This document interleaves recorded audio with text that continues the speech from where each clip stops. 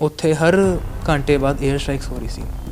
Flights ਦੀ ਆਵਾਜ਼ਾਂ ਆਉਂਦੀਆਂ ਥੀਆਂ ਤੇ ਉਹ ਬੰਬ ਸੁੱਟ ਕੇ ਚਲੇ ਜਾਂਦੇ ਥੇ। ਸਾਡੀ ਡੀ ਨੇ ਸਾਨੂੰ 2 ਦਿਨ ਬੁਲਾ ਕੇ ਕਿਹਾ, ਪਹਿਲਾਂ ਬੁਲਾ ਕੇ ਕਿਹਾ, ਕਹਿੰਦੇ ਜੰਗ ਕੋਈ ਨਹੀਂ ਹੋ ਰਹੀ, ਕਿੱਥੇ ਹੋ ਰਹੀ ਜੰਗ ਮੈਨੂੰ ਦਿਖਾਓ। ਜਦ ਇਹ ਸਾਰਾ ਕੁਛ ਕਸਮਾਨ ਨਹੀਂ ਪਤਾ, 23 ਤਰੀਕ ਦੀ ਗੱਲ ਹੈ ਇਹ, 23 ਫਰਵਰੀ, ਉਸ ਟਾਈਮ ਕੁਛ ਹੋਇਆ ਨਹੀਂ ਸੀ। ਤਾਂ ਕਹਿੰਦੇ ਜੇ ਤੁਸੀਂ ਗਏ ਤਾਂ ਤੁਸੀਂ ਆਪਣਾ ਲਾਸਟ ਸਾਲ ਪੂਰਾ ਰਿਪੀਟ ਕਰੋਗੇ, ਤੁਹਾਨੂੰ ਡਿਗਰੀ ਨਹੀਂ ਮਿਲੇਗੀ। ਈਵਨ ਮੈਨੂੰ ਹੁਣ ਜੇ ਕੋਈ ਗੇਟ ਵੀ ਜ਼ੋਰ ਕੇ ਬੰਦ ਕਰ ਦਿੰਦਾ, ਮੈਨੂੰ ਲੱਗਦਾ ਨਹੀਂ ਬੰਬ। ਜਿਹੜੇ ਬੱਚੇ ਫਸੇ ਹੋਏ ਥੇ, ਕੁਝ ਬੱਚੇ ਐਸੇ ਵੀ ਨੇ ਜਿਨ੍ਹਾਂ ਕੋਲ ਪੈਸੇ ਨਹੀਂ ਥੇ ਉੱਥੇ, ਅਤੇ ਉਹ ਇੰਡੀਆ ਤੋਂ ਮੰਗਵਾ ਵੀ ਨਹੀਂ ਸਕਦੇ ਕਿਉਂਕਿ ਉੱਥੇ ਦੇ ਬੈਂਕ ਵਗੈਰਾ 'ਚ ATM ਖਾਲੀ ਹੋ ਚੁੱਕੇ ਨੇ, ਬੈਂਕ ਚੱਲ ਨਹੀਂ ਰਹੇ। ਉਹਨਾਂ ਦੀ ਕੰਡੀਸ਼ਨ ਬਹੁਤ ਖਰਾਬ ਸੀ। ਕਦੇ ਵੀ 에ਅਰ ਸਟ੍ਰਾਈਕ ਹੋ ਸਕਦੀ, ਉੱਪਰ ਉਹਨਾਂ ਨੂੰ ਦਿਖ ਜਾਂਦਾ ਵੀ ਇੱਥੇ ਲਾਈਟ ਚੱਲ ਰਹੀ ਹੈ। ਈਵਨ ਸ਼ਹਿਰ ਵੀ ਪੂਰੇ ਸ਼ਹਿਰ ਬਲੈਕ ਆਊਟ ਹੋ ਗਏ ਸੀ, ਕੋਈ ਸਟਰੀਟ ਲਾਈਟ ਨਹੀਂ ਸੀ। ਮੈਂ ਤਾਂ 6th ਈਅਰ ਦਾ ਬੱਚਾ, ਮੈਨੂੰ ਉੱਥੇ ਦੀ ਲੈਂਗੁਏਜ ਆਉਂਦੀ ਹੈ। ਜਿਹੜੇ ਵਿਚਾਰੇ ਜੂਨੀਅਰ ਨੇ 2nd ਈਅਰ ਦੇ, ਉਹ ਹੁਣੀ ਗਏ ਨੇ, ਉਹਨਾਂ ਨੂੰ ਕੁਛ ਨਹੀਂ ਪਤਾ, ਉਹਨਾਂ ਨੂੰ ਇਹ ਵੀ ਨਹੀਂ ਪਤਾ ਰੇਲਵੇ ਸਟੇਸ਼ਨ ਕਿੱਥੇ ਹੈ। ਜੇ ਕੋਈ ਟੈਕਸੀ ਚੱਲ ਵੀ ਰਹੀ ਹੈ ਤਾਂ ਫਿਰ ਉਹ 10 ਕਿਲੋਮੀਟਰ ਦੇ ਸਫ਼ਰ ਵਾਸਤੇ ਉਹ ਮੰਗ ਰਹੇ ਨੇ $1000, ਜੋ ਕਿ ਸਾਡੇ ਕੋਲ ਆਲਰੇਡੀ ਘੱਟ ਨੇ। ਸਾਡੇ ਅਸੀਂ ਘਰ ਤੋਂ ਮੰਗਵਾ ਨਹੀਂ ਸਕਦੇ ਹੈਗੇ ਹੈ। ਮੈਨੂੰ ਪਤਾ ਸੀ ਵੀ ਮੇਰੇ ਪਰਿਵਾਰ ਮੇਰੇ ਨਾਲ, ਮੈਨੂੰ ਜਿੰਨੀ ਇੱਥੇ ਪ੍ਰੋਬਲਮ ਆ ਰਹੀਆਂ ਨੇ, ਮੇਰੇ ਤੋਂ ਵੱਧ ਮੇਰੇ ਘਰ ਦੇ ਔਖੇ ਹੋ ਰਹੇ ਨੇ। ਪੰਜਾਬ ਦੇ ਨੌਜਵਾਨ ਜੇਕਰ ਲਾਇਆ ਜਾਵੇ, ਪਿਛਲੇ ਸਾਲਾਂ 'ਚ ਕਾਫੀ ਜ਼ਿਆਦਾ ਵਿਦੇਸ਼ਾਂ ਦਾ ਰੁਖ ਕਰ ਰਹੇ ਨੇ ਅਤੇ ਪੜ੍ਹਾਈਆਂ ਕਰਕੇ ਜਿਹੜਾ ਆਪਣੇ ਦੇਸ਼ ਦੇ ਵਿੱਚ ਵਾਪਸ ਪਰਤ ਕੇ ਲੋਕਾਂ ਦੀ ਸੇਵਾ ਅਤੇ ਆਪਣੇ ਮਾਂ-ਬਾਪ ਦੀ ਸੇਵਾ ਕਰਨ ਵਾਸਤੇ ਜਿਹੜੇ ਹੈਗੇ ਜਾ ਰਹੇ ਆ। ਅਤੇ ਕਾਫੀ ਲੋਕ ਨੇ ਜਿਹੜੇ ਇੱਧਰ ਆਏ ਵੀ ਨੇ ਨੌਜਵਾਨ। ਅਤੇ ਜੇਕਰ ਗੱਲ ਕੀਤੀ ਜਾਵੇ ਤਾਜ਼ੇ ਹਾਲਾਤਾਂ ਦੀ, ਤਾਂ ਰੂਸ ਵੱਲੋਂ ਜਿਹੜਾ ਲਗਾਤਾਰ ਜਿਹੜੇ ਯੂਕਰੇਨ 'ਤੇ ਹਮਲੇ ਕੀਤੇ ਜਾ ਰਹੇ ਨੇ, ਕਾਫੀ ਜ਼ਿਆਦਾ ਜੇਕਰ ਲਾਇਆ ਜਾਵੇ ਤਾਂ ਪੰਜਾਬ ਦੇ ਨੌਜਵਾਨ ਲੜਕੇ ਅਤੇ ਲੜਕੀਆਂ ਉੱਥੇ ਪੜ੍ਹਾਈ ਲਈ ਅਤੇ ਕੰਮਕਾਰ ਦੇ ਲਈ ਗਏ ਹੋਏ ਸੀ। ਮਲੇਰਕੋਟਲੇ ਜ਼ਿਲ੍ਹੇ ਤੋਂ ਵੀ ਕਾਫੀ ਜਿਹੜੇ ਨੌਜਵਾਨ ਸੀ ਗਏ ਹੋਏ ਹਨ, ਅਤੇ ਕਈ ਜਿਹੜੇ ਹੈਗੇ ਵਾਪਸ ਆਪਣੇ ਘਰਾਂ ਨੂੰ ਪਰਤ ਵੀ ਆਏ ਹਨ, ਅਤੇ ਲੱਖਾਂ ਰੁਪਏ ਲਾ ਕੇ ਜਿਹੜਾ ਹੈਗਾ ਉੱਥੇ ਪੜ੍ਹਾਈ ਕਰ ਰਿਹਾ। ਪਰ ਹੁਣ ਕਾਫੀ ਜ਼ਿਆਦਾ ਜਿਹੜੇ ਹੈਗੇ ਆ ਪੈਸਿਆਂ ਨਾਲੋਂ ਅਹਿਮ ਜਿਹੜੀਆਂ ਹੈਗੀਆਂ ਜਾਨਾਂ ਇਸ ਸਮੇਂ ਪਰਿਵਾਰ ਲਈ ਅਤੇ ਉਹਨਾਂ ਨੌਜਵਾਨਾਂ ਲਈ ਵੀ ਹੋਈਆਂ ਨੇ ਕਿ ਕਿਸੇ ਨਾ ਕਿਸੇ ਤਰੀਕੇ ਨਾਲ ਉਹ ਆਪਣੇ ਘਰ ਵਾਪਸ ਆ ਜਾਣ। ਸਾਡੇ ਨਾਲ ਨੇ ਇੱਕ ਨੌਜਵਾਨ ਨੇ ਜਿਹੜੇ ਮਲੇਰਕੋਟਲਾ ਦੇ ਨੇ, ਉਹ ਉੱਥੇ MBBS ਦੀ ਪੜ੍ਹਾਈ ਕਰ ਰਹੇ ਸੀ ਅਤੇ ਵਾਪਸ ਆਏ ਨੇ। ਉਹਨਾਂ ਨਾਲ ਗੱਲਬਾਤ ਕਰਾਂਗੇ ਵੀ ਕਿਸ ਤਰ੍ਹਾਂ ਦੇ ਜਿਹੜੇ ਹੈਗੇ ਉੱਥੇ ਹਾਲਾਤ ਨੇ ਅਤੇ ਕਿਸ ਤਰ੍ਹਾਂ ਦੀ ਜਿਹੜੀ ਹੈਗੀ ਉੱਥੇ ਤੁਹਾਡੇ ਨਾਲ ਬੀਤੀ ਆ। ਕੀ ਨਾਮ ਕੀ ਹੈ ਪਹਿਲਾਂ ਤਾਂ ਤੁਸੀਂ ਇਹ ਦੱਸੋ ਜੀ? ਮੇਰਾ ਨਾਮ ਅਮਾਨ ਭੱਟੀ ਹੈ। ਮੈਂ ਉੱਥੇ MBBS ਕਰ ਰਿਹਾ। ਮੈਂ ਉੱਥੇ ਫਾਈਨਲ ਈਅਰ 'ਚ 6th ਈਅਰ ਹੁੰਦੇ ਨੇ, ਸਾਡੇ ਉੱਥੇ 6 ਸਾਲ ਹੁੰਦੇ ਨੇ। ਪਹਿਲੀ ਗੱਲ ਤਾਂ ਉੱਥੇ ਜਦ ਲੜਾਈ ਦੀ ਗੱਲਾਂ ਹੋ ਰਹੀਆਂ ਸੀ ਮਹੀਨਾ ਪਹਿਲਾਂ, ਤਾਂ ਸਾਨੂੰ ਸਾਰੇ ਕਿਤੇ ਓਫੀਸ਼ੀਅਲ ਨੋਟਿਸ ਜਾਂ ਫਿਰ ਕੋਈ ਸਾਨੂੰ ਜਿਹੜੇ ਵੀ ਪ੍ਰੋਪਰ ਓਫੀਸ਼ੀਅਲ ਸੀ ਜਾਂ ਸਾਡੀ ਯੂਨੀਵਰਸਿਟੀ ਦੇ ਓਫੀਸ਼ੀਅਲ ਤੇ ਸਾਨੂੰ ਇਹੀ ਕਹਿ ਰਹੇ ਥੇ ਵੀ ਇਹ ਕੁਝ ਡਰਨ ਦੀ ਲੋੜ ਨਹੀਂ ਹੈ, ਸਭ ਕੁਝ ਨੋਰਮਲ ਰਹੇਗਾ, ਤੁਸੀਂ ਆਪਣੀ ਇੱਥੇ ਪੜ੍ਹਾਈ ਕੰਟੀਨਿਊ ਕਰੋ। ਈਵਨ ਅਸੀਂ ਬਹੁਤ ਅਪੀਲ ਕੀਤੀ ਸਾਡੇ ਉੱਥੇ ਜੋ ਡੀਨ ਨੇ, ਜੋ ਰੈਕਟਰ ਨੇ, ਵੀ ਤੁਸੀਂ ਐਟਲੀਸਟ ਕਲਾਸਾਂ ਮਹੀਨੇ ਵਾਸਤੇ ਔਨਲਾਈਨ ਕਰ ਦੇਵੋ ਤਾਂ ਕਿ ਅਸੀਂ ਆਪਣੀ ਕੰਟਰੀ ਜਾ ਕੇ ਕੁਝ ਦੇਖ ਲਈਏ, ਸਾਡਾ ਉਹਦੇ ਕੋਈ ਨੁਕਸਾਨ ਨਹੀਂ ਹੋਣਾ ਚਾਹੀਦਾ ਜੇ ਕਲਾਸਾਂ ਤੁਹਾਡੀਆਂ ਇੱਦਾਂ ਰਹਿੰਦੀਆਂ ਨੇ। ਸਾਨੂੰ ਕੋਈ ਓਫੀਸ਼ੀਅਲ ਨੋਟਿਸ ਨਹੀਂ ਆਇਆ। ਈਵਨ ਸਾਨੂੰ ਮੇਰਾ 6th ਈਅਰ ਹੈ, ਮੈਨੂੰ 2 ਮਹੀਨੇ 'ਚ ਗ੍ਰੈਜੂਏਸ਼ਨ ਹੋ ਕੇ ਮੈਨੂੰ ਡਿਗਰੀ ਮਿਲਣ ਵਾਲੀ ਸੀ। ਸਾਡੀ ਡੀਨ ਨੇ ਸਾਨੂੰ 2 ਦਿਨ ਬੁਲਾ ਕੇ ਕਿਹਾ, ਪਹਿਲਾਂ ਬੁਲਾ ਕੇ ਕਿਹਾ, ਕਹਿੰਦੇ ਜੰਗ ਕੋਈ ਨਹੀਂ ਹੋ ਰਹੀ, ਕਿੱਥੇ ਹੋ ਰਹੀ ਜੰਗ ਮੈਨੂੰ ਦਿਖਾਓ। ਜਦ ਇਹ ਸਾਰਾ ਕੁਛ ਕਸਮਾਨ ਨਹੀਂ ਪਤਾ, 23 ਤਰੀਕ ਦੀ ਗੱਲ ਹੈ ਇਹ, 23 ਫਰਵਰੀ, ਉਸ ਟਾਈਮ ਕੁਛ ਹੋਇਆ ਨਹੀਂ ਸੀ। ਤਾਂ ਕਹਿੰਦੇ ਜੇ ਤੁਸੀਂ ਗਏ ਤਾਂ ਤੁਸੀਂ ਆਪਣਾ ਲਾਸਟ ਸਾਲ ਪੂਰਾ ਰਿਪੀਟ ਕਰੋਗੇ, ਤੁਹਾਨੂੰ ਡਿਗਰੀ ਨਹੀਂ ਮਿਲੇਗੀ।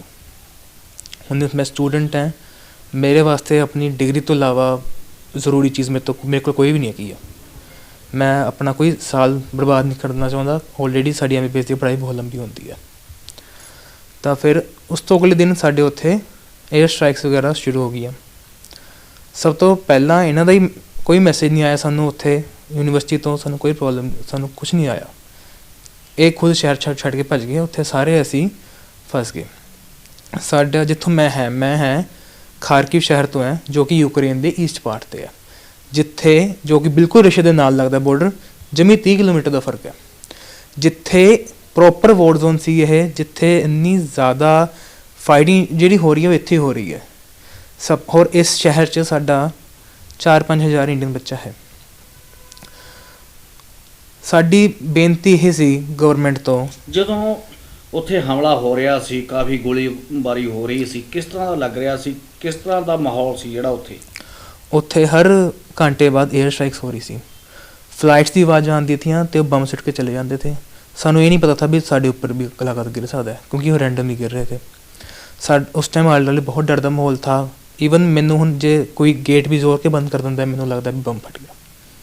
ਕੋਈ ਬਾਹਰ ਆਵਾਜ਼ ਆ ਗਈ ਮੈਨੂੰ ਲੱਗਦਾ ਸਾਇਰਨ ਵੱਜਦੇ, ਉੱਥੇ ਸਾਇਰਨ ਵੱਜ ਰਹੇ ਸੀਗੇ।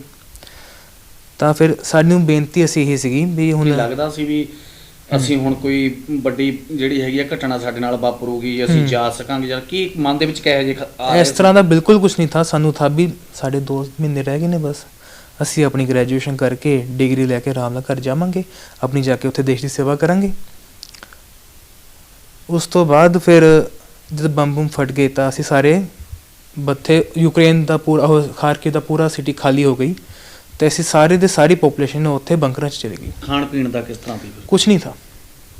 ਉੱਥੇ ਦੀ ਜਿਹੜੀ ਲੋਕਲ ਗਵਰਨਮੈਂਟ ਹੈ, ਯੂਕਰੇਨ ਦੀ ਲੋਕਲ ਗਵਰਨਮੈਂਟ, ਉਹਨਾਂ ਨੇ ਪ੍ਰੋਵਾਈਡ ਕੀਤਾ ਸਾਨੂੰ ਖਾਣਾ। ਸਾਨੂੰ ਇੱਕ ਟਾਈਮ 'ਤੇ ਇੱਕ ਬ੍ਰੈਡ ਮਿਲ ਜਾਂਦੀ ਸੀ, ਇੱਕ ਚੀਜ਼ ਮਿਲ ਜਾਂਦੀ, ਅਸੀਂ ਉਸ ਟਾਈਮ 'ਚ ਖੁਸ਼ ਤੇ। ਸਾਨੂੰ ਘਰ ਕੁਛ ਖਾ ਨਹੀਂ ਸਕਾ, ਸਾਰੀ ਸੁਪਰ ਮਾਰਕੀਟ ਵਗੈਰਾ ਬੰਦ ਹੋ ਗਈਆਂ ਥੀਆਂ, ਕੁਛ ਬਾਹਰੋਂ ਸਮਾਨ ਜਿਹੜਾ ਬੈਂਕ ਬੰਦ ਹੋ ਚੁੱਕੇ ਥੇ। ਜਿਹੜੇ ਇੰਡੀਆ ਦੇ ਬੱਚੇ ਉੱਥੇ ਜਿਹੜੇ ਬੱਚੇ ਫਸੇ ਹੋਏ ਥੇ, ਕੁਛ ਬੱਚੇ ਐਸੇ ਵੀ ਨੇ ਜਿਨ੍ਹਾਂ ਕੋਲ ਪੈਸੇ ਨਹੀਂ ਥੇ ਉੱਥੇ, ਅਤੇ ਉਹ ਇੰਡੀਆ ਤੋਂ ਮੰਗਵਾ ਵੀ ਨਹੀਂ ਸਕਦੇ ਕਿਉਂਕਿ ਉੱਥੇ ਦੇ ਬੈਂਕ ਵਗੈਰਾ 'ਚ ATM ਖਾਲੀ ਹੋ ਚੁੱਕੇ ਨੇ, ਬੈਂਕ ਚੱਲ ਨਹੀਂ ਰਹੇ, ਉਹਨਾਂ ਦੀ ਕੰਡੀਸ਼ਨ ਬਹੁਤ ਖ਼ਰਾਬ ਥੀ। ਅਸੀਂ ਸਾਰੇ ਬੰਕਰ 'ਚ ਬੈਠੇ ਸੀਗੇ। ਸਾਨੂੰ ਇਹ ਥਾ ਵੀ ਸਾਡੀ ਜਿਹੜੀ ਉੱਥੇ ਇੰਡੀਅਨ ਐਮਬੈਸੀ ਹੈ ਯੂਕਰੇਨ ਦੇ ਵਿੱਚ, ਅਸੀਂ ਉਹਨਾਂ ਨੂੰ ਬੜੀ ਵਾਰ ਅਪੀਲ ਕੀਤੀ ਵੀ ਤੁਸੀਂ ਕੋਈ ਬੱਸਿਸ ਅਰੇਂਜ ਕਰਕੇ, ਜੇ ਅਸੀਂ ਇੱਥੋਂ ਰਸ਼ੀਆ ਵਾਲੇ ਬੈਲਗੋਰਾਦ ਬਾਰਡਰ ਤੋਂ ਨਹੀਂ ਕ੍ਰੋਸ ਕਰ ਸਕਦੇ, ਅਸੀਂ ਘਰ ਨਹੀਂ ਜਾ ਸਕਦੇ, ਅਤੇ ਜੋ ਹੋ ਰਹੀ ਸੀ ਇਵੈਕੂਏਸ਼ਨ, ਜੋ ਇੰਡੀਆ 'ਚ ਦਿਖਾ ਰਹੇ ਨੇ, ਉਹ ਹੋ ਰਹੀ ਸੀਗੀ ਲਵੀਵ ਸ਼ਹਿਰ ਤੋਂ, ਚਰਨੀਵਸਕੀ ਸ਼ਹਿਰ ਤੋਂ, ਹੰਗਰੀ, ਰੋਮੇਨੀਆ ਜਾਂ ਪੋਲੈਂਡ ਬਾਰਡਰ ਤੋਂ। ਪਰ ਜਿਹੜਾ ਈਸਟ ਵਾਲਾ ਪਾਰਟ ਹੈ, ਸਾਡਾ ਪਾਰਟ ਬਿਲਕੁਲ ਰਸ਼ੀਆ ਦੇ ਨਾਲ ਲੱਗਦਾ ਹੈ। ਅਸੀਂ ਕਸ਼ਮੀਰ ਤੋਂ ਕੰਨਿਆ ਕੁਮਾਰੀ ਤੱਕ ਜਾਣਾ ਸੀਗਾ, ਸਾਡਾ ਉੱਥੇ ਈਸਟ ਤੋਂ ਵੈਸਟ 1500 ਕਿਲੋਮੀਟਰ ਦਾ ਸਫ਼ਰ ਹੈ। ਸਾਨੂੰ ਇੱਥੋਂ ਅਸੀਂ ਕਿਹਾ ਤਾਂ ਤੁਹਾਨੂੰ ਐਟਲੀਸਟ ਇੱਥੋਂ ਬੱਸਾਂ ਕਰਾ ਦਿਓ ਇੰਡੀਅਨ ਐਮਬੈਸੀ ਤੋਂ ਉੱਥੇ ਵੀ, ਤਾਂ ਕਿ ਬੱਚੇ ਸੇਫਲੀ ਜਾ ਸਕਣ ਉੱਥੇ, ਹੋਰ ਇੱਕ ਸਾਡੇ ਨਾਲ ਇੱਕ ਓਫੀਸ਼ੀਅਲ ਭੇਜ ਦਿਓ ਤੁਹਾਡਾ। ਪਰ ਉਹਨਾਂ ਨੇ ਐਸਾ ਕੁਛ ਨਹੀਂ ਕੀਤਾ ਹੈਗਾ। ਅਸੀਂ ਫਸੇ ਰਹੇ ਉੱਥੇ, ਸਾਨੂੰ ਅਸੀਂ 5 ਦਿਨ ਉੱਥੇ ਅਸੀਂ ਉੱਥੇ ਬੰਕਰਾਂ 'ਚ ਫਸੇ ਰਹੇ। ਫਿਰ ਅਸੀਂ 6ਵੇਂ ਦਿਨ ਡਿਸਾਈਡ ਕੀਤਾ ਕਿ ਐਮਬੈਸੀ ਨੇ ਤਾਂ ਉਰੇ ਕੁਛ ਨਹੀਂ ਕਰਨਾ ਹੈਗਾ, ਸਾਨੂੰ ਖੁਦ ਹੀ ਕੋਈ ਸਟੈਪ ਲੈਣਾ ਪਏਗਾ। ਫਿਰ ਅਸੀਂ ਖੁਦ ਉੱਥੋਂ ਅਸੀਂ ਟ੍ਰੇਨਾਂ ਚੱਲ ਰਹੀਆਂ ਥੀਆਂ। ਟ੍ਰੇਨਾਂ ਵੀ ਇਸ ਤਰ੍ਹਾਂ ਚੱਲ ਰਹੀਆਂ ਥੀਆਂ ਵੀ ਤੁਸੀਂ ਫਿਲਮਾਂ 'ਚ ਦੇਖਿਆ ਹੋਊਗਾ, ਅਸੀਂ ਜਿਵੇਂ 47 ਦੇ ਵਿੱਚ ਲੋਕ ਬੱਸ ਟ੍ਰੇਨਾਂ ਵਿੱਚ ਭੱਜ ਕੇ ਲੱਥ ਕੇ ਜਾ ਰਹੀਆਂ ਨੇ, ਲੋਕ ਭੱਜ ਕੇ ਜਾ ਰਹੇ ਨੇ, ਉਸ ਤਰ੍ਹਾਂ ਦਾ ਹਾਲ ਸੀ ਜੋ ਅਸੀਂ ਫਿਲਮਾਂ 'ਚ ਦੇਖਦੇ ਹਾਂ। ਮੈਨੂੰ ਲੱਗਦਾ ਨਹੀਂ ਤਾਂ ਮੈਂ ਕਦੇ ਜ਼ਿੰਦਗੀ 'ਚ ਜਾ ਕੇ ਦੇਖੂਗਾ। ਉਹ ਫ੍ਰੀ ਲੈ ਕੇ ਜਾ ਰਹੀਆਂ ਸੀ ਜਾਂ ਪੈਸੇ? ਉਹ ਫ੍ਰੀ ਲੈ ਕੇ ਜਾ ਰਹੀਆਂ ਸੀਗੀਆਂ, ਬਟ ਉੱਥੇ ਦੇ ਜਿਹੜੇ ਓਫੀਸ਼ੀਅਲ ਥੇ ਟ੍ਰੇਨਾਂ ਦੇ ਵਿੱਚ, ਉਹ ਆਪਣੇ ਹੀ ਕੰਟਰੀ ਦੇ ਲੋਕਾਂ ਨੂੰ ਪ੍ਰਾਇਓਰਿਟੀ ਦੇ ਰਹੇ ਥੇ, ਔਰ ਆਪਣੀ ਕੰਟਰੀ ਦੇ ਬੱਚਿਆਂ ਨੂੰ, ਆਪਣੇ ਕੰਟਰੀ ਦੇ ਵਿੱਚ ਬੱਚਿਆਂ ਅਤੇ ਲੇਡੀਜ਼ ਨੂੰ ਪ੍ਰਾਇਓਰਿਟੀ ਦੇ ਰਹੇ ਥੇ। ਅਤੇ ਉਹ ਅਗਰ ਕੋਈ ਇੰਡੀਅਨ ਬੰਦਾ ਉੱਥੇ ਆ ਵੀ ਰਿਹਾ ਥਾ ਟ੍ਰੇਨ 'ਚ ਚੜ੍ਹਨ ਵਾਸਤੇ, ਉਹਦੇ ਪੇਟ 'ਚ ਹੀ ਡੰਡੇ ਮਾਰਦੇ ਸੀਗੇ, ਔਰ ਉਹ ਕਿਸੇ ਦਾ ਸਿਰ 'ਤੇ ਲੱਗਦੇ ਸੀ, ਕਿਸੇ ਦੇ ਪੈਰ 'ਤੇ ਲੱਗਦੇ ਸੀਗੇ, ਉਹ ਕੁਛ ਨਹੀਂ ਪਤਾ ਚੱਲਦਾ ਸੀ। ਕਿੰਨੀਆਂ ਕੁ ਮਿੰਨਤਾਂ ਕਰਦੇ ਸੀ ਚੜ੍ਹਨ ਵਾਸਤੇ ਵੀ? ਅਸੀਂ ਬਹੁਤ ਮਿਹਨਤਾਂ ਕੀਤੀਆਂ। ਈਵਨ ਸਾਡੇ ਜਿਹੜੇ ਸਟੂਡੈਂਟਸ ਨੇ, ਅਸੀਂ ਉਹਨਾਂ ਦੇ ਹੱਥ 'ਚ ਡਾਲਰ ਵੀ ਫੜਾਏ, ਪਰ ਇਸ ਟਾਈਮ 'ਤੇ ਪੈਸਾ ਕਾਗਜ਼ ਬਣ ਜਾਂਦਾ, ਕੋਈ ਕੰਮ ਨਹੀਂ ਕਰਦਾ ਹੈਗਾ। ਤਾਂ ਫਿਰ ਅਸੀਂ 3 ਦਿਨ ਉੱਥੇ ਵੇਟ ਕੀਤੀ ਅਸੀਂ। ਤਾਂ ਫਿਰ ਸਾਨੂੰ ਕੋਈ ਸਾਨੂੰ ਟ੍ਰੇਨ ਮਿਲੀ, ਉੱਥੇ ਸਾਨੂੰ ਕੋਈ ਯੂਕਰੇਨੀਅਨ ਮਿਲੇ ਸਾਡੇ, ਉਹਨਾਂ ਨੇ ਸਾਨੂੰ ਚੜ੍ਹਵਾਤਾ ਕਿਸੇ ਤਰ੍ਹਾਂ। ਸਾਡਾ ਜਿਹੜਾ ਗਰੁੱਪ ਥਾ, ਅਸੀਂ 20 ਬੱਚੇ ਸੀਗੇ ਅਸੀਂ। ਤਾਂ ਫਿਰ ਉੱਥੋਂ ਅਸੀਂ ਟ੍ਰੇਨ ਲੈ ਕੇ ਸਿੱਧਾ ਟ੍ਰੇਨ ਗਈ ਉਹ ਲਵੀਵ, ਪਰ ਸਾਨੂੰ ਰਸਤੇ 'ਚ ਵੀ ਇਹੀ ਤਾਂ ਕਿਉਂਕਿ ਟ੍ਰੇਨ ਦੀ ਸਾਰੀ ਬਿਜਲੀ ਸਭ ਬੰਦ ਥੀ, ਕਿਉਂਕਿ ਕਦੇ ਵੀ ਏਅਰ ਸਟ੍ਰਾਈਕ ਹੋ ਸਕਦੀ। ਉੱਪਰ ਉਹਨਾਂ ਨੂੰ ਦਿਖ ਜਾਂਦਾ ਵੀ ਇੱਥੇ ਲਾਈਟ ਚੱਲ ਰਹੀ ਹੈ। ਈਵਨ ਸ਼ਹਿਰ ਵੀ ਪੂਰੇ ਸ਼ਹਿਰ ਬਲੈਕ ਆਊਟ ਹੋ ਗਏ ਸੀ, ਕੋਈ ਸਟਰੀਟ ਲਾਈਟ ਨਹੀਂ ਥੀ, ਬਿਲਕੁਲ ਹਨੇਰਾ ਥਾ ਉੱਥੇ ਵੀ। ਜੇ ਉੱਪਰ ਉਹਨਾਂ ਨੂੰ ਦਿਖ ਜਾਂਦੇ ਵੀ ਇੱਥੇ ਲਾਈਟ ਚੱਲ ਰਹੀ ਹੈ, ਇੱਥੇ ਰਿਹਾਇਸ਼ੀ ਇਲਾਕਾ, ਤਾਂ ਉਹਨਾਂ ਨੇ ਬੰਬ ਸਿੱਟ ਦੇਣੇ ਆ। ਉਸ ਤੋਂ ਬਾਅਦ ਅਸੀਂ ਉੱਥੇ ਗਏ, ਉੱਥੋਂ ਅਸੀਂ ਲਵੀਵ ਤੋਂ ਅਸੀਂ ਉੱਥੇ ਬੁਦਾਪੇਸਟ ਬਾਰਡਰ ਗਏ, ਜੋ ਕਿ ਪੋਲੈਂਡ ਅਤੇ ਯੂਕਰੇਨ ਦਾ ਬਾਰਡਰ ਹੈ।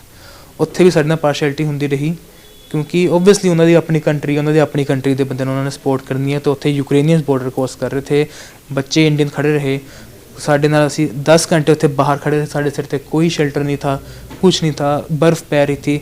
ਸਾਡੇ ਨਾਲ ਜਿਹੜੇ ਉੱਥੇ ਬੱਚੇ ਥੇ, ਲੜਕੀਆਂ ਜਿਹੜੀ ਥੀਆਂ, ਉਹ ਹਾਈਪੋਥਰਮੀਆ ਦਾ ਸ਼ਿਕਾਰ ਹੋ ਕੇ ਗਿਰ ਰਹੀਆਂ ਥੀਆਂ, ਬੇਹੋਸ਼ ਹੋ ਰਹੀਆਂ ਥੀਆਂ। ਅਸੀਂ ਉਹਨਾਂ ਦੇ ਉੱਪਰ ਸਾਰੀਆਂ ਜੈਕਟਾਂ ਪਾ ਕੇ ਉਹਨਾਂ ਦੀ ਹੈਲਪ ਕਰ ਰਹੇ ਥੇ ਵੀ ਕੁਛ ਕਰੀਏ ਅਸੀਂ ਇਹਨਾਂ ਨੂੰ, ਬਟ ਉੱਥੇ ਹਾਲਾਤ ਬਹੁਤ ਮਾੜੇ ਥੇ। ਫਿਰ ਜਦ ਅਸੀਂ ਫਾਈਨਲੀ ਪੋਲੈਂਡ ਬਾਰਡਰ ਗਏ, ਸਾਡੀ ਉੱਥੇ ਪੋਲੈਂਡ 'ਚ ਜਿਹੜੀ ਇੰਡੀਅਨ ਐਮਬੈਸੀ ਸਾਡੀ, ਉਹਨਾਂ ਨੇ ਬੜੀ ਹੈਲਪ ਕੀਤੀ। ਉਹਨਾਂ ਨੇ ਸਾਨੂੰ ਹੋਟਲ ਬੁੱਕ ਕਰਾ ਕੇ ਦਿੱਤੇ। ਹੋਟਲ ਦੇ ਵਿੱਚ ਇੱਕ ਹੋਲ ਦੇ ਵਿੱਚ ਉਹਨਾਂ ਨੇ ਨੀਚੇ ਹੀ ਬਿਸਤਰੇ ਡਾਏ ਹੋਏ ਸੀਗੇ, 3-4 ਫਲੋਰ ਦਾ ਹੋਟਲ ਥਾ। ਉੱਥੋਂ ਬਾਅਦ ਉਹਨਾਂ ਨੇ ਸਾਨੂੰ ਬੱਸਾਂ ਕਰਾ ਕੇ ਸਾਨੂੰ ਏਅਰਪੋਰਟ ਭੇਜਿਆ, ਅਤੇ ਸਾਨੂੰ ਇੰਡੀਗੋ ਦੀ ਫਲਾਈਟ ਸਾਨੂੰ ਰੈਸਕਿਊ ਕਰਾਉਣ ਵਾਸਤੇ ਆਈ।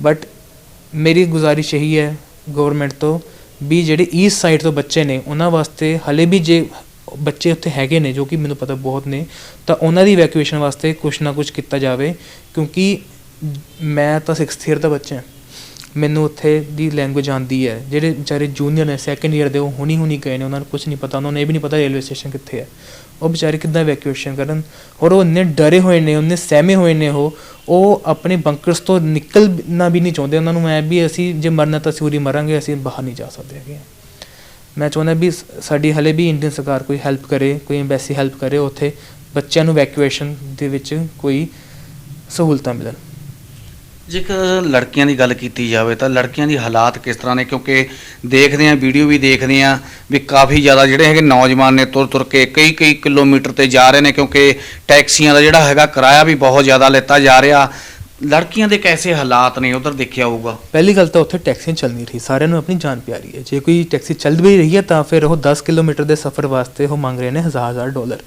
ਜੋ ਕਿ ਸਾਡੇ ਕੋਲ ਆਲਰੇਡੀ ਘੱਟ ਨੇ ਸਾਡੇ ਅਸੀਂ ਘਰ ਤੋਂ ਮੰਗਵਾ ਨਹੀਂ ਸਕਦੇ ਹੈਗੇ ਹਾਂ ਅਤੇ ਹਰ ਇੱਕ ਬੱਚਾ $1000 ਨਹੀਂ ਅਸੀਂ ਇਕੱਠੇ ਕਰਕੇ ਤਾਂ ਕਰ ਵੀ ਸਕਦੇ ਹਾਂ ਇਸ ਟਾਈਮ 'ਤੇ ਅਸੀਂ ਕੋਈ ਇੱਕ ਬੱਚਾ ਕਿਵੇਂ ਦੇਗਾ ਤਾਂ ਬੱਚੇ ਹੁਣ ਤਾਂ ਉੱਥੇ ਕੰਡੀਸ਼ਨ ਇੱਦਾਂ ਨੇ ਲਾਈਕ ਲੋਕ ਸ਼ਹਿਰ ਛੱਡ ਕੇ ਵੀ ਬਾਏ ਪੈਦਲ ਜਾ ਰਹੇ ਨੇ ਲੋਕ ਬਾਰਡਰ 'ਤੇ ਕ੍ਰੋਸ ਕਰਨ ਵਾਸਤੇ ਲੋਕ ਉਹ ਜੋ ਵੈਸਟ ਸਾਈਡ 'ਤੇ ਬਾਰਡਰ ਨੇ ਬੱਚੇ 45 ਕਿਲੋਮੀਟਰ ਤੁਰ ਕੇ ਜਾ ਰਹੇ ਨੇ ਲੋਕ ਰੇਲਵੇ ਸਟੇਸ਼ਨ ਤੱਕ ਵੀ ਜੇ ਬੱਚੇ ਆ ਰਹੇ ਨੇ 10 ਕਿਲੋਮੀਟਰ ਤੁਰ ਕੇ ਆ ਰਹੇ ਨੇ ਸਾਨੂੰ ਰੇਲਵੇ ਸਟੇਸ਼ਨ ਵੀ ਸਾਨੂੰ ਇਹੀ ਥਾ ਵੀ ਇੱਕ ਗੁਰਦਾ ਪੋਪੂਲਰ ਲੈਂਡਮਾਰਕ ਹੈ ਕਿ ਤੁਰੇ ਬੰਬ ਵੀ ਨਾ ਸਿੱਟ ਦੇਣ ਕਿਤੇ ਇਹ ਅਤੇ ਮਲਬੇ 'ਚ ਅਸੀਂ ਦੱਬੇ ਜਾਣ ਸਾਨੂੰ ਕੋਈ ਰੈਸਕਿਊ ਟੀਮ ਬਚਾਉਣ ਵੀ ਨਹੀਂ ਆਏਗੀ ਸਾਡਾ ਇੱਥੇ ਮਲਬੇ ਦੇ ਵਿੱਚ ਦੱਬੇ ਰਹਿ ਕੇ ਸਾਡਾ ਕਦੇ ਵੀ ਦਮ ਘੁੱਟ ਕੇ ਅਸੀਂ ਮਰ ਸਕਦੇ ਸਾਨੂੰ ਕੋਈ ਰੈਸਕਿਊ ਟੀਮ ਵੀ ਨਹੀਂ ਆਏਗੀ ਕਿਉਂਕਿ ਹਾਲਾਤ ਹੀ ਐਸੇ ਤੇ ਬਹੁਤ ਮਾੜੇ ਥੇ ਲੜਕੀਆਂ ਹਾਈਪੋਥਰਮੀਆ ਦਾ ਸ਼ਿਕਾਰ ਪਰ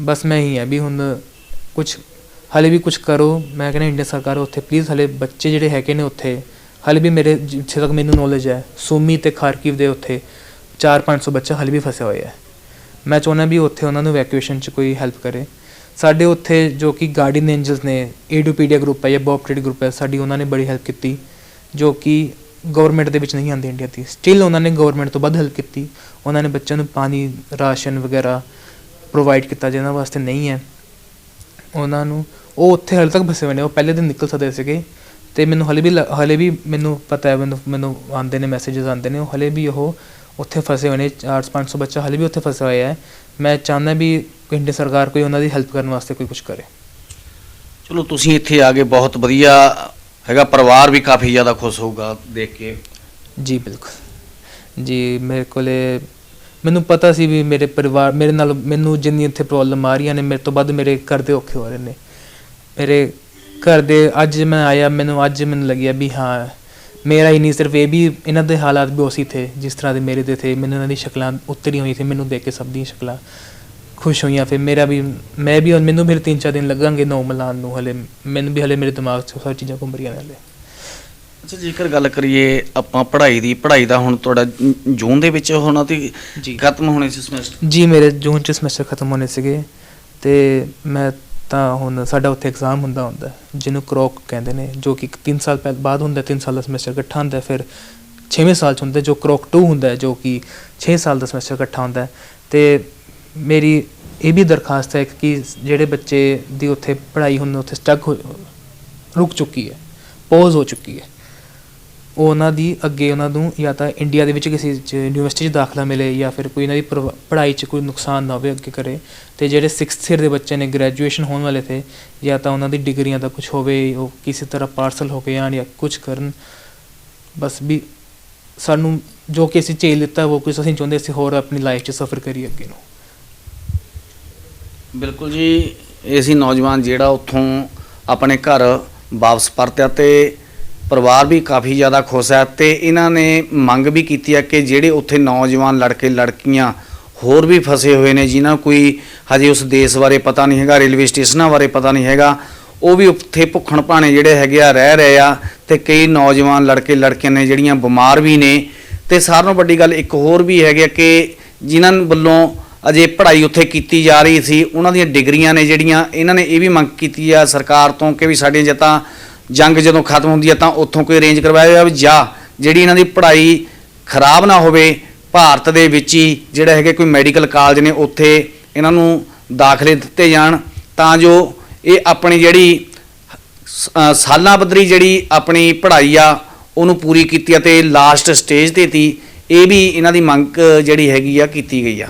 ਯੂਕਰੇਨ ਦੇ ਵਿੱਚ ਗਏ ਅਮਾਨ ਭੱਟੀ ਜੋ ਕਿ ਆਪਣੇ ਪਰਿਵਾਰ ਦੇ ਵਿੱਚ ਹੁਣ ਸ਼ਾਮਲ ਆ, ਉਹਨਾਂ ਦੇ ਪਿਤਾ ਜੀ ਨੇ ਜਮੀਲ ਭੱਟੀ, ਉਹਨਾਂ ਨਾਲ ਵੀ ਗੱਲਬਾਤ ਕਰਾਂਗੇ। ਕੀ ਕਹੋਗੇ ਸਰ, ਕਿੰਨੀ ਕੁ ਖੁਸ਼ੀ ਆ ਬੱਚੇ ਨੂੰ ਘਰੇ ਆਉਣ ਤੇ?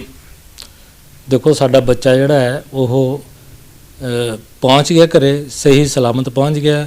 ਉੱਪਰ ਵਾਲੇ ਦੀ ਬੜੀ ਮਿਹਰਬਾਨੀ ਹੈ ਔਰ ਅਸੀਂ ਉਹਦੇ ਸ਼ੁਕਰਗੁਜ਼ਾਰ ਹਾਂ ਕਿ ਸਾਡਾ ਬੱਚਾ ਜਿਹੜਾ ਹੈ ਇੰਨੀ ਮਾੜੀ ਹਾਲਤ ਦੇ ਵਿੱਚੋਂ ਸਾਡੇ ਘਰ ਪਹੁੰਚਿਆ। ਸਾਨੂੰ ਉਹਦੀ ਬਹੁਤ ਖੁਸ਼ੀ ਹੈ।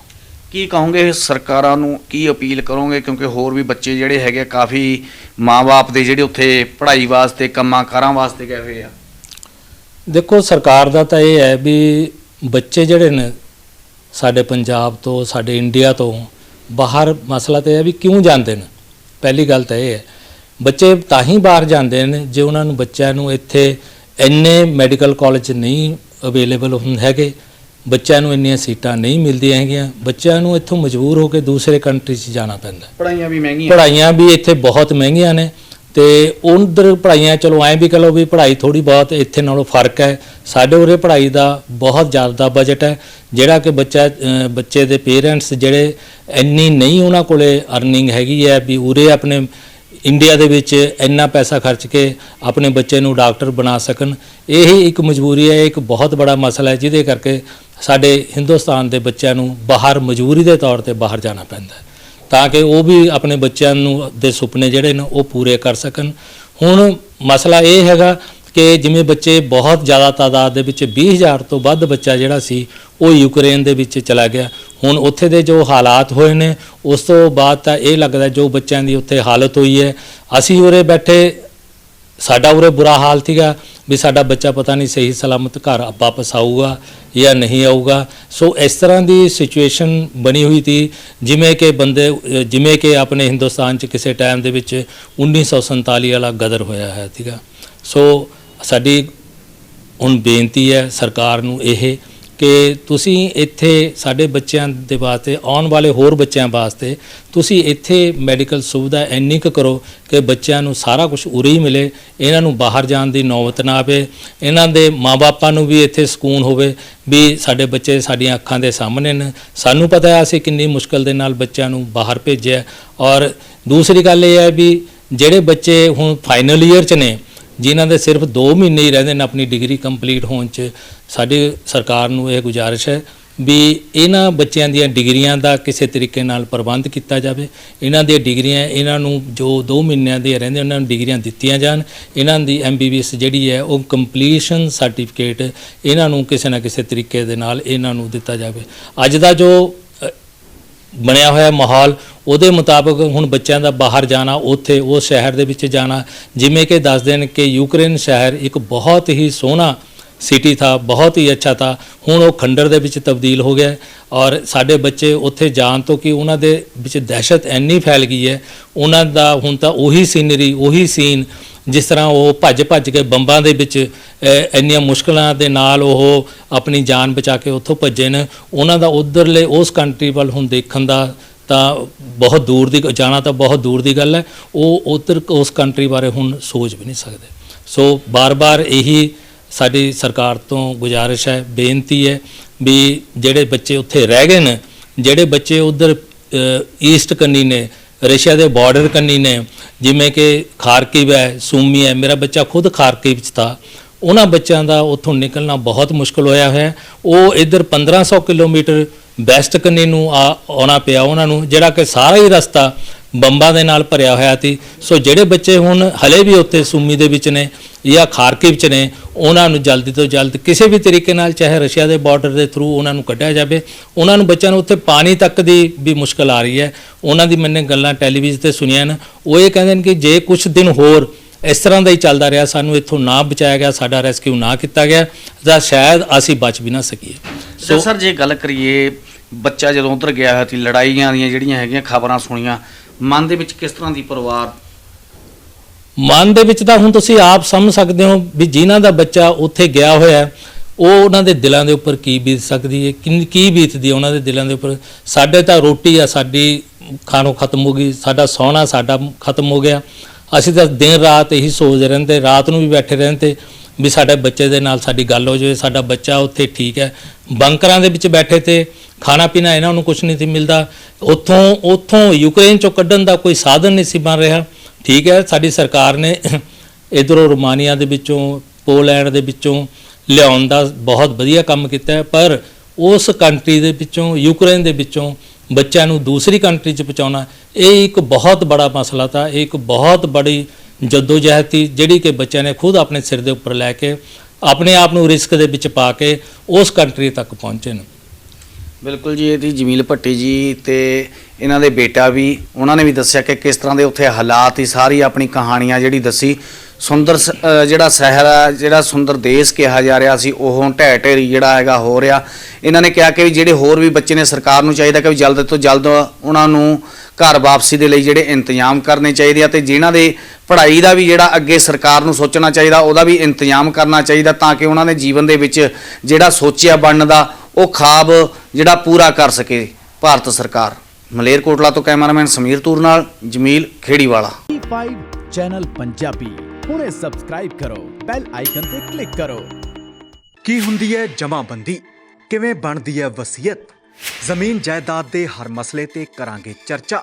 ਦੇਖਣਾ ਨਾ ਭੁੱਲਣਾ ਸਾਡਾ ਖਾਸ ਪ੍ਰੋਗਰਾਮ naibtehsildar.com ਕਾਨੂੰਨ ਜਾਇਦਾਦ ਦਾ।